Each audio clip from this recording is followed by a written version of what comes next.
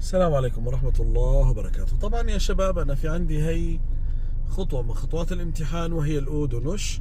طبعا راح نصورها كوضع الطالب. أول شيء يا شباب ونحن داخلين مو العمود الأول، العمود الثاني على رأسه شريط أسود، راح أنا أدخل قريب منه وبنفس الوقت راح خلي المراية بتجي مقابيله تماما مثل ما شايفين بهالشكل هاد. أنا خليت المراية مقابيل العمود اللي على راسه شريط اسود، العمود اللي قبله ما عليه، اللي بعده ما في عليه شريط اسود. بعدها يا شباب وانا بداخل بالأود ونش بخلي غمازي اليسار مفتوح. شو بسوي بالدرجسيوني؟ راح لف درجسيوني يسار على الاخير لحتى يوقف الدرجسيون. راح اخلي سيارتي تروح بالخطوه الاولى، طبعا بضل فاتل لحتى عندي العمود هذا، العمود اللي على الزاويه راح اشوفه انا بهالشكل على بداية المساحة.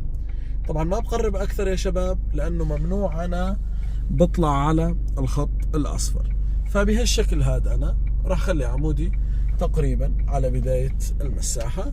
بعدها شو بسوي بالدرجسيون؟ راح لف عكس الاتجاه تماما يمين على الأخير طبعا، وراح أحط غياري على الرجوع للخلف. راح أرجع يا شباب لوين راح وقف؟ راح وقف طبعا لحتى تجي مرايتي مقابل العمود اللي على الوسط. مجرد ما اجت تقريبا المراية بهالشكل هاد على العمود انا هون بوقف.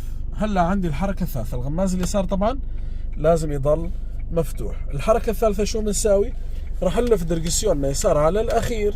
اثناء الخروج اذا حسيتوا حالكم بدكم تضربوا بالعمود هذا اللي هون من بعد عنه. وهلا طبعا راح اغير انا غياري على الغيار الاول اذا كنت مانويل، واذا كانت الاوتوماتيك بنحطها على الدي.